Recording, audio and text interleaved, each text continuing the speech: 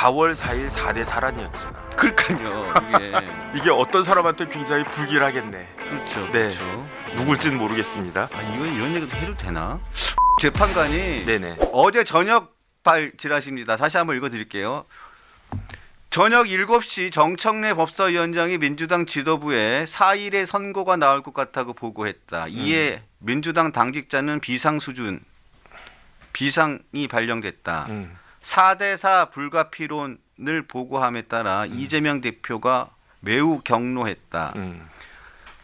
헌법재판소 실무진들은 오늘 오후부터 4월 4일 선고 준비에 들어갔고 경찰에 4월 4일 현재 유지 중인 시설보호 등급을 격상해달라고 요청했다. 요게 긴급 민주당에 돌았던 지라시입니다. 그렇다라고 하면 이게 희한하네. 왜냐하면 4월 4일이잖아요. 네. 근데 조금 전에 그 유기자 읽어준 것대로 하면은 4월 4일 4대 4란 이야기잖아. 그러니까요. 이게 어떤 사람한테 굉장히 불길하겠네. 그렇죠. 네. 그렇죠. 누굴진 모르겠습니다. 네. 그래서 그리고 네네. 이게 이런 얘기도 해도 되나? 모 재판관이 네네. 지금 경찰 그 분들이 그러니까 재판관들 신변보호 요청을 했잖아요. 네네. 재판관들이 신변보호 요청을 했습니다. 경찰들에게. 왜냐하면 요즘에 여러 가지 좀 세성도 하수상하고 근데 그 분들에게 4월 9일 날 저녁 먹자고 했대요. 네, 그래서 제가 그러면 4월 9일 전에는 선고가 나겠구나라는 생각은 막연히 하고 있었거든요. 네네. 왜냐하면 고생하는 분들이니까 자기를 이렇게 신변 보호해 주느라고 경찰관들이 고생하니까 4월 9일 이전에 4월 9일 날 저녁 약속을 한 재판관이 한 분 계시대요. 제가 그 얘기를 들었는데 그래서 4월 9일 이전에는 선고가 나겠구나라는 생각을 했는데 4월 4일로 이렇게 날 거라고는 저는 생각을 못했습니다. 그런데 개인적인 생각으로는요. 이게 시간을 질질 끌 일이 아니에요. 왜냐하면 4월 18일이 넘어가게 된다. 그렇게 되면 어떻게 되겠습니까? 이거는 진짜 나라가 개판이 되는 거예요. 그 다음에 여기에 대해서 지금까지 문영배 재판관이 30년 넘게 판사 생활을 해온 사람인데 마지막에 너무너무 그야말로 똥물 갖다가 뒤집어 쓰고 나가는 거란 말이죠. 그렇다라고 하면 제가 문영배 재판관이라고 하더라도 그 다음에 이미선 재판관은 문영배 재판관 바로 등 뒤에 숨어가지고 그만큼의 비난을 받지는 않겠지만 마찬가지란 말이죠. 그러니까 그 다음에 4월 18일 이후에는요 분위기 자체가 기각으로 갈 수밖에 없어요. 4월 18일 이후에는 만약에 그때 한덕수 권한대행 뭐 탄핵시키고 어쩌고저쩌고 한다고 해봤자 그래봤자 어떻게 되겠습니까? 그 다음에 그때는 마은혁을 임명해봤자 소용이 없어요. 왜냐하면 8명 체제에서 7명 체제가 되는데 지금 최소한 그 탄핵을 인용하는 사람이 인용하겠다라고 한 사람이 2명이 빠지고 1명이 들어가는 거잖아요. 7명 체제 하에서는 끼케야 4대3 또는 역 4대3이 될 수밖에 없기 때문에 지금 제가 봤을 때는 지금 어쩔 수 없이 4월 18일이 넘어가기 전에는 선고를 해야 되는데 그럴 거면은 빨리 하는 게 낫다. 그러면은 4월 11일보다도 차라리 4월 4일이 낫겠다.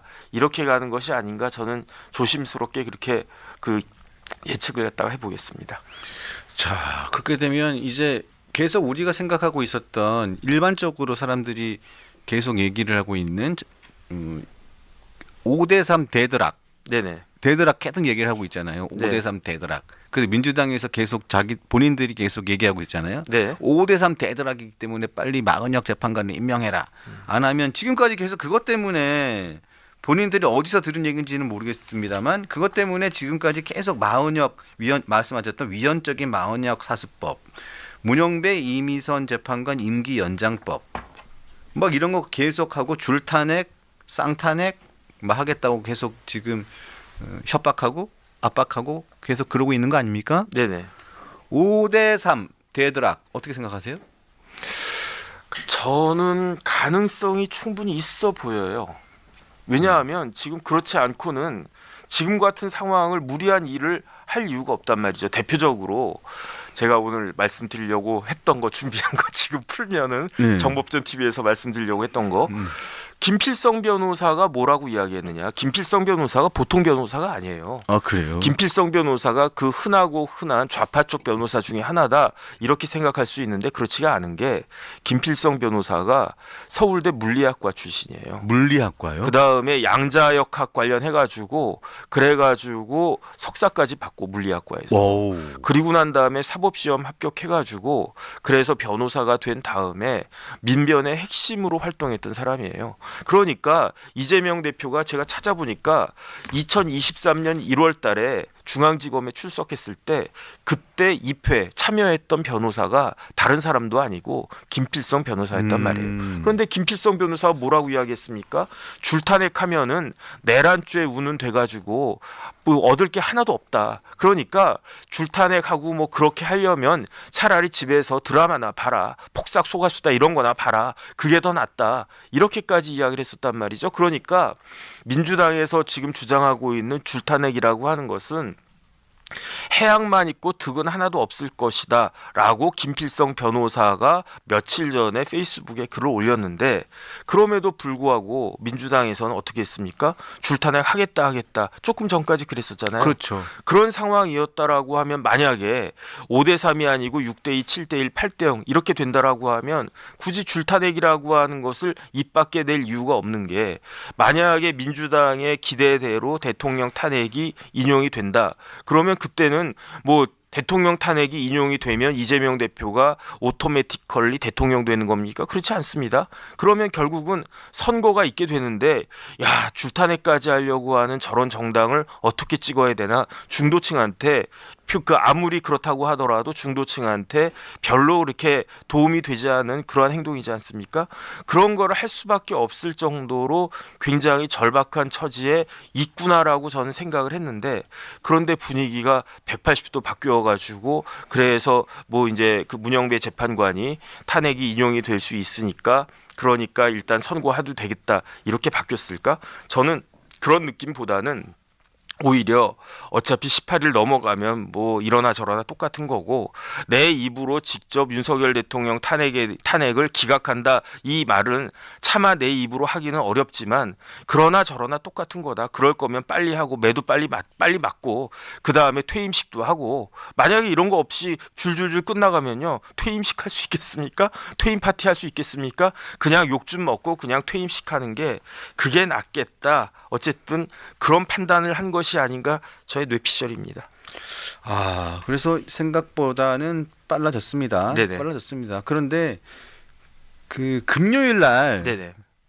근데 저는 약간 찜찜한 게 금요일 날 그 두 사람한테 전화를 해서 재판 연구관 중에 한 사람한테 두 사람한테 전화를 해서 샤워하고 야근 준비를 하라고 시킨 사람이 그 재판관이 진보 성향의 재판관이 아니라는 점입니다. 그래서 그게 약간 찜찜하네요. 그러니까 그게 왜 찜찜하죠?